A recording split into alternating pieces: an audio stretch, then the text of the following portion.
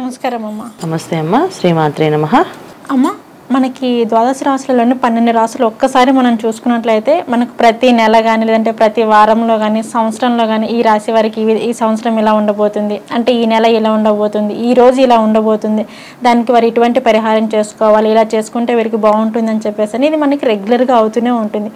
అసలైతే మేషరాశి వారి యొక్క లక్షణాలు అంటే వారు ఏ విధంగా ఉంటారు, వారి యొక్క లక్షణాలు ఎలా ఉంటాయి అంటారు అసలు?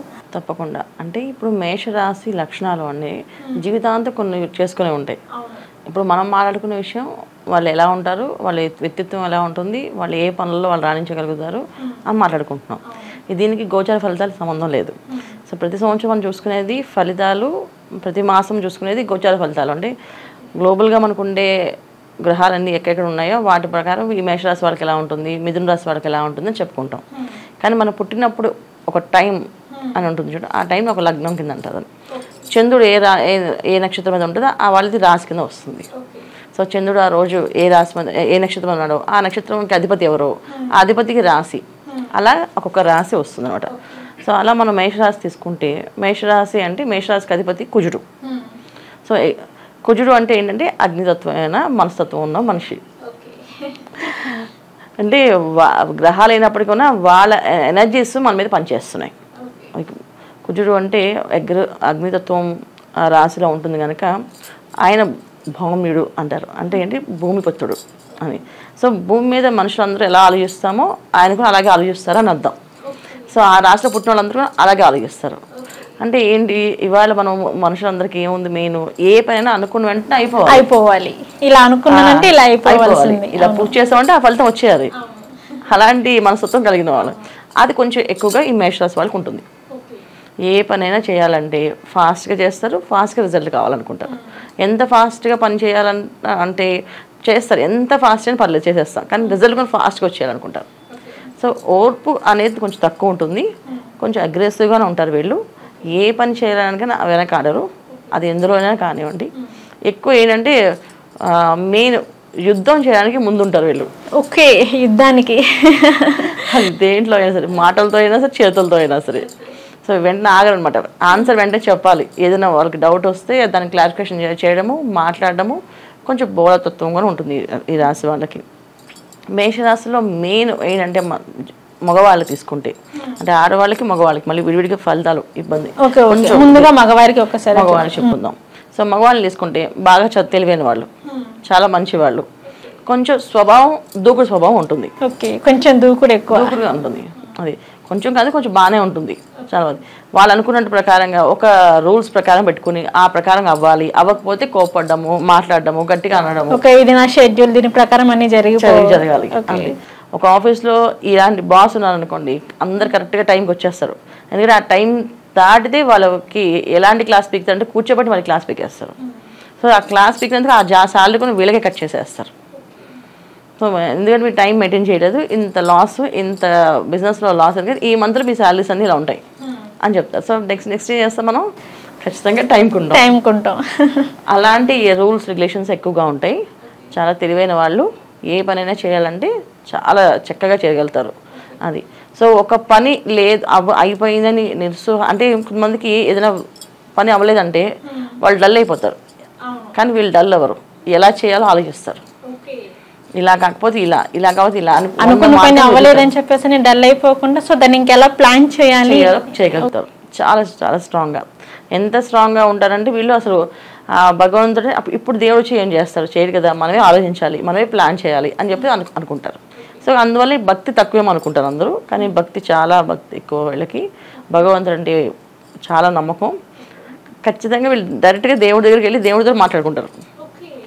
మామూలుగా కాదు కదా, అందరు మామూలుగా భగవంతుడు నువ్వు నాకు ఇది ఇస్తే ఇలా చేస్తే అని ఉండదు. వీళ్ళు డైరెక్ట్గా దేవుడికి అన్ని నేను చేసేస్తా, అన్ని చూసుకొని నాకు ఇచ్చేయాలి నువ్వు అని అడుగుతారు అన్నమాట రిజల్ట్ కూడా. సో కొంత వీళ్ళ వాదన, వీళ్ళ మనస్తత్వం, వీళ్ళ మనుషుల్ని చూస్తే కొంచెం డిఫరెంట్గానే కనిపిస్తారు. కానీ వాళ్ళ చేతులు, వాళ్ళ పనులు చాలా బాగుంటాయి. చాలా చక్కగా అన్నీ ప్లాన్ చేసుకుంటారు. ఎప్పుడు లాస్ అనేది వాళ్ళ దగ్గర ఉండదు లైఫ్లో. సో చాలా బాగుంటారు వీళ్ళు. అలాగే అమ్మ చూసుకున్నట్లయితే ఈ మేషరాశి వారికి వచ్చేసి కుటుంబ సభ్యులతో ఎలా ఉంటారు, కొంతమంది ఏంటంటే కుటుంబంతో కలిసిపోతారు, కొంతమంది చాలా లోన్లీగా ఉండడానికి ఫీల్ అవుతారు, కొంతమంది ఇంకా అట్లా అలా ఉండిపోవాలి సింగిల్గా, ఎవరితో మాట్లాడకుండా సైలెంట్గా ఉండిపోతారు. కొంతమంది తెగ అల్లరి చేసేస్తుంటారు ఇంట్లో. మరి ఈ మేషరాశి వారు వచ్చేసి కుటుంబ సభ్యులతో మరి వీరు ఎలా ఉంటారంటారు? ఇన్నాళ్ళు మీకు బాస్ గురించి చెప్పాను కదమ్మా, ఆఫీస్లో ఎలా ఉంటారు అనేసి సేమ్ ఇంట్లో అలాగే ఉంటుంది. ఎవరైనా రూల్స్ పాటించకపోతే మళ్ళీ మాట్లాడతారు వాళ్ళతోటి. కొంచెం వీళ్ళు కొంతమందికి వివాహాలు ఆలస్యం అవుతాయి. ఈ మేషరాశిలో పుట్టిన వాళ్ళకి కొంతమంది వివాహాలు తొందరగా అవుతాయి. ఎర్లీ స్టేజ్లో వివాహాలు అయిన వాళ్ళు బాగుంటుంది అండి. కాకపోతే ఏంటంటే వీళ్ళు దేనికి ఎక్కువ ప్రయారిటీ ఇస్తారు అంటే ఎక్కువ వీళ్ళ పనికి ఎక్కువ ప్రయారిటీ ఇస్తారు. అంటే వీళ్ళ బిజినెస్కి, వీళ్ళ డబ్బుకి, దానికి ప్రయారిటీ ఇస్తారు. జీవిత భాగస్వామి ఇలా ఉండాలి అలా ఉండాలి వీళ్ళు ప్లాన్లు వేసుకోరు. వాళ్ళకి అనుకూలంగా ఉండాలి అంతే. సో అనుకూలంగా లేకపోతే ఇబ్బంది. ఓకే అమ్మ, మీరు చెప్పారు వీళ్ళు ఎక్కువ డబ్బుకి ఎక్కువ ప్రయారిటీస్ ఇస్తారు, బిజినెస్ అని చెప్పేసి. ఒకవేళ మీరు బిజినెస్ అనేది స్టార్ట్ చేస్తే మరి వీరికి ఎలా ఉండబోతుంది అంటారు? చాలా బాగుంటుందన్న. వీళ్ళన్నీ ప్లానింగ్స్ ప్రకారం వెళ్తారు. వాళ్ళ బుర్రలో ప్రతి విషయం ముందే ఫ్యూచర్ ఆలోచించుకొని వాళ్ళు ప్లాన్ చేసుకుంటారు. చాలామంది ఏంటంటే ఉద్యోగాలు చేస్తారు, ఫస్ట్ దాంట్లో సంపాదిస్తారు, ఆ డబ్బుతో వ్యాపారం చేస్తారు. వీళ్ళు తల్లిదండ్రుల నుంచి డబ్బులు తీసుకోవడం కానీ వీళ్ళు ఏదైనా అప్పు చేసి చేయడం కానీ చేయరు. జనరల్గా వీళ్ళు బాగా ప్లానింగ్లో నెమ్మదిగా అడుగు వేసుకుంటూ వాళ్ళు వెళ్తారు. సో ఒక పని అవ్వలేదంటే వాళ్ళు డిసప్పాయింట్మెంట్ అవ్వరు, చేసుకుంటూ వెళ్తారు. సో చాలామందికి ఏంటంటే లైఫ్ చాలా బాగుంటుంది వీళ్ళకి, మేషరాశి వాళ్ళకి. కానీ ఫ్యామిలీ లైఫ్ బాగుండదు. ఫ్యామిలీ లైఫ్లో ఇబ్బందులు ఉంటాయి, పిల్లలతో ఇబ్బంది ఉంటుంది.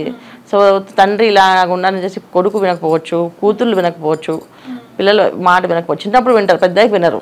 మేషరాశిలో పుట్టిన వాళ్ళకి ఓకే, చిన్నప్పుడు వింటారు కానీ పెద్ద అయిన తర్వాత నువ్వు చిన్నప్పటి నుంచి ఇలాగే సాధిస్తారు, ఇలాగే మాట్లాడతారు, ఎప్పుడు చూసి ఇంతే, తను చెప్పేది వినాలి తప్ప మనం చెప్పేది ఏది వినరు అనే ధోరణిలో వీళ్ళు కొంచెం వాళ్ళకి ఎదురు తిరిగే సమాధానం చెప్పి వాళ్ళు దూరంగా ఉండడం, వాళ్ళకి అందుబాటులో ఉండకపోవడం, ఏ విదేశాల్లో వెళ్ళిపోవడం, అక్కడి నుంచి ఏదో ఫోన్లు వేసాం వస్తాం అని చెప్పడం, రాకపోవడం, ఇలాంటివన్నీ కొంచెం వీళ్ళు ఇబ్బంది పడతాయి. వీళ్ళ జీవితం అంతా కూడా ఫైనాన్షియల్గా చాలా హ్యాపీ నాన్న, కానీ ఫ్యామిలీ పరంగా అన్హ్యాపీ. అందరికీ బాగుంటుందని గ్యారంటీగా ఉండదు. ఎందుకంటే మేషరాశి లక్షణాల్లో మనం చెప్పేది 70%, మిగతా 30% వాళ్ళ డేట్ ఆఫ్ బర్త్ కాంబినేషన్ ప్రకారం చూసి చెప్పాల్సి వస్తుంది. లగ్నం ఉంటుంది, నక్షత్రం ప్రకారంగా ఉండే దశలు ఉంటాయి వీళ్ళకి. ఆ దశల్లో ఏం దశ నడుస్తుంది అది కూడా ఉంటుంది వీళ్ళ మీద ప్రభావం. తర్వాత గోచారంలో వచ్చే ప్రభావం ఉంటుంది. అన్నిటికన్నా మెయిన్ అంటే వాళ్ళ పేరు. ఇప్పుడు అందరికీ ఇంగ్లీష్ లెటర్స్లో ఉన్న నెంబర్స్ కాంబినేషన్స్ మన మీద పనిచేస్తాయని చెప్పి అనుకుంటాం కదా, ఖచ్చితంగా పనిచేస్తాయని. ఆ నెంబర్స్ కూడా వీళ్ళ మీద పనిచేస్తాయి. సో మనం చెప్పే 70% రిజల్ట్లో ఏంటంటే మేషరాశి వాళ్ళు ఫ్యామిలీ పరంగా ఇబ్బంది పడతారు, ఫైనాన్షియల్గా బిజినెస్ పరంగా బాగుంటారు. సో ఇక్కడ వైఫ్ అన్హ్యాపీ ఉంటుంది మేషరాశి వాళ్ళు. సో మేషరాశి వాళ్ళు వైఫ్ని బాగా చూసుకోవాలి, పిల్లల్ని బాగా చూసుకోవాలి. సో అంటే వాళ్ళ అభిప్రాయాలకి విలువ ఇవ్వాలి. ఎప్పుడు మన అభిప్రాయమే ఎదురు వాళ్ళు రుద్దేస్తే కాదు కదా, వాళ్ళకంటే ఒక అవకాశం ఇవ్వాలి. ఓకే అమ్మ, మీరు చెప్పారు మేషరాశి వారు వచ్చేసి కుటుంబం పరంగా కొంచెం అన్హ్యాపీగా ఉంటుంది అని చెప్పేసి. ఎవరైనా కోరుకుంటారు జీవిత భాగస్వామితో నేను చాలా సంతోషంగా ఉండాలి, బాగుండాలి అనేసి అనుకుంటారు. మరి వీరు అన్హ్యాపీగా ఉంటారు అనేసి అని చెప్పారు. ఇక పోను ఎలా ఉండబోతుంది అంటారు వీళ్ళ యొక్క జీవిత భాగస్వామితో వారి యొక్క జీవితం? అన్హ్యాపీగా ఉంటుందన్న, హ్యాపీగా ఉండరు, వాళ్ళు అడ్జస్ట్ అవుతారు. అంటే వాళ్ళు కోరుకుంటారా అంటే నాకు వచ్చే భార్యకి ఇలాంటి లక్షణాలు ఉండాలి అని చెప్పేసి ఏమన్నా అనుకుంటారా? అది వీళ్ళకి ఆ విషయాలు 90% వాళ్ళ లైఫ్ బిజినెస్ మీద ఆలోచిస్తారు. సంపాదించాలి, లగ్జరీ లైఫ్. అంటే వీళ్ళకి ఏంటి, వాళ్ళ పిల్లల్ని ఇంజనీరింగ్ చదివించాలి అని అనుకోండి. వాడికి ఇంజనీరింగ్ ఇంట్రెస్ట్ ఉందో తెలియదు, కానీ ఇతర చేస్తారు, నువ్వు ఇంజనీరింగ్ చదవాలి అని పట్టుకుంటే కూర్చోబెట్టి ఇంజనీరింగ్ చేపిస్తారు. సో అప్పుడు ఆ అబ్బాయికి ఏమనిపిస్తుంది, తండ్రి మీద ద్వేషం పెరుగుతుంది ఆటోమేటిక్గా. మంచి చేసా ఆయనకి కొంచెం చేయించలేదు అని చెప్పేసి. సో వాళ్ళకి ఏమనిపిస్తుంది, వాళ్ళకి ఏం తెలియదు, వీళ్ళకి ప్రేమే, చాలా ప్రేమ. ఏంటంటే నా ఫ్యామిలీకి నేను మంచి స్టేటస్లో పెట్టాలి, మంచి వాళ్ళ లగ్జరీ లైఫ్లో వాళ్ళు హ్యాపీగా ఉంచాలనుకుంటారు తప్ప వాళ్ళ మనసులో ఏముందో వీళ్ళు అడగరు. దానివల్ల వాళ్ళు బాధపడుతూ ఆ బలవంత ప్రేమని భరించలేరు. అది వీళ్ళ ఇబ్బందులు. సో ఇందులో ఆడవాళ్ళు ఉన్నప్పటికీ లేడీస్ ఉంటారు మేషరాశిలో. ఆ ఆడవాళ్ళకి వచ్చినప్పటికి కొంచెం డిఫరెంట్. వాళ్ళు ఎవరి మాట వినరు, వాళ్ళు అనుకుని వాళ్ళు చేస్తారు. ప్రతిదానికి తలకే మంది చక్కగా ఊపుతారు. ఓకే సరేనండి తప్పకుండా చేస్తాం అన్నది చెప్పేస్తారు, బలవంతంగా రుద్దేస్తారు. అమ్మాయిలు వచ్చేటప్పటికి ఏమవుతుందండి, అన్ని వింటారు, వాళ్ళకి ఏమనిపిస్తుంది చేస్తారు. వినేస్తారు, ఇంకా చక్కగా వింటారు. అంటే వీళ్ళంత ముద్దుగా ఇంత వినయంగా వింటారా, ఇంత చక్కగా మాట్లాడతారా అనేది ఈ మేషరాశిలో అమ్మాయిలు చాలా తెలివిగా చక్కగా మాట్లాడి వాళ్ళు అనుకున్న పనులు వాళ్ళు అనుకున్నట్టు చేసుకుని వెళ్ళిపోతారు అంతే. ఓకే అమ్మ, మరి ఈ మేషరాశిలో ఉన్న అమ్మాయిలు చెప్పారు అంటే అమ్మాయి యొక్క లక్షణాలు ఏ విధంగా ఉంటాయని చెప్పేసి. మరి ఈ అమ్మాయి వారి యొక్క జీవిత భాగస్వామితో మరి వీరు ఎలా ఉంటారు అంటారు? ఖచ్చితంగా వీళ్ళకి భాగస్వామి అనేది ఎవరికైనా ఈ మేషరాశిలో పుట్టిన వాళ్ళకి అన్హ్యాపీ ఫ్యామిలీ లైఫ్, ఇద్దరికి అన్హ్యాపీ ఫ్యామిలీ లైఫ్. ఇప్పుడు ఈ అమ్మాయి ఎంత ఒబీడియంట్గా ఎంత అనుకూలంగా ఉన్నా భర్త అనుకూలంగా రాడు, ఇబ్బంది పెట్టే అబ్బాయి వస్తాడు. అలాగే ఇతను వస్తే ఇతనికి వైఫ్ బాగుంటుంది, మంచి వైఫ్ వస్తుంది. మేషరాశిలో పుట్టిన అబ్బాయిలకి 90% వైఫ్లు మంచి వాళ్ళే, కానీ వాళ్ళ మనసులో ఉన్న భావాలను వీళ్ళు అర్థం చేసుకోవడానికి వాళ్ళు మదన పడుతూ ఉంటారు లోపల.